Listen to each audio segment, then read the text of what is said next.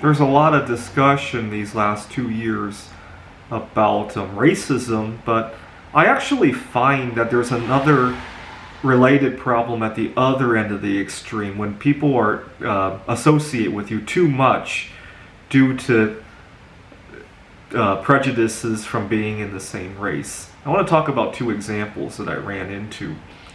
2 years ago, I was working at a different tutoring center, and I had an upsetting situation that led to me quitting the place. I had another tutoring center I was thinking about working at, and there's non-competes and all that, so it wasn't just the upsetting situation, but the upsetting situation pretty much made the decision for me.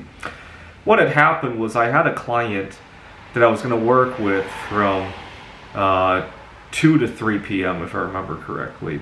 Now, the night before the client, I went out to Ellensburg, Washington to see a stargazing event. I think it was a Venus and Jupiter coming into conjunction. Ellensburg is very dark compared to here in Seattle, and you can see that much more clearly. It's about a 2-hour drive, actually 2.5-hour drive away. I usually go to Vantage, Washington. There's a place called Wild Horses Monument. Discovered that place quite by mistake, actually. I had yet another upsetting situation years before that led me to drive out to Ellensburg, where I accidentally discovered that stargazing event. So that's a very good therapy. Every time I get upset, I seem to go there for some reason. So anyways, I needed to get back to Seattle by 2 p.m.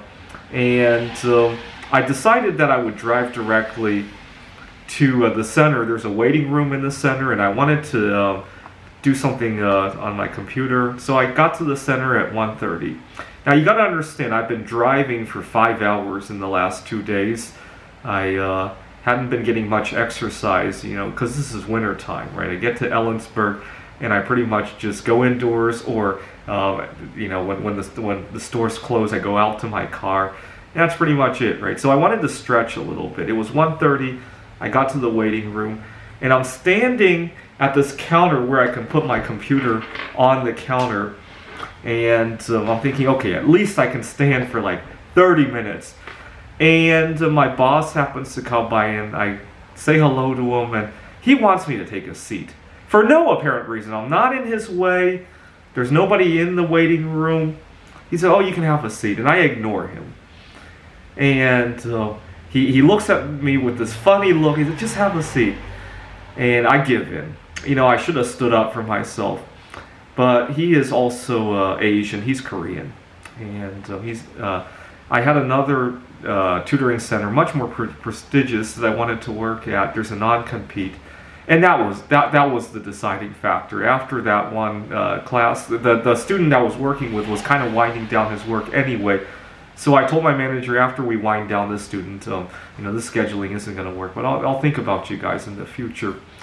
Now, fast forward 2 years later, it turns out he's running into trouble with the Great Resignation, and he has the audacity to ask if I would like to go back to work with him.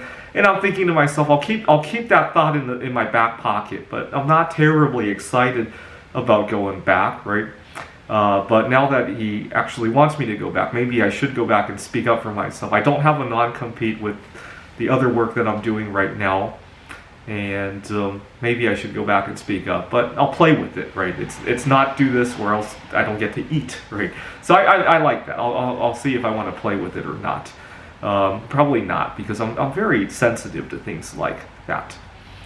Now, I also have a related problem with my landlord here. My landlord here is even closer to me because he's Taiwanese, similar culture, similar religion, and he's worried for my eating habits. He thinks I eat very tasteless food, and he's always making a lot of comments every time I'm cooking. He makes a lot of comments about, at first he was worried that I would, when I applied for the place, he wanted to know if I would ever bring a guest over. And now that I actually don't bring a guest over, he's worried that I don't have a girlfriend.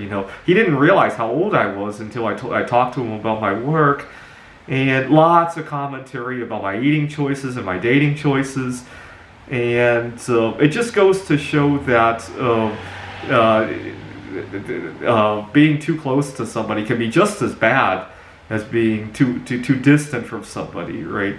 And unfortunately, this is the other side of racism that nobody talks about.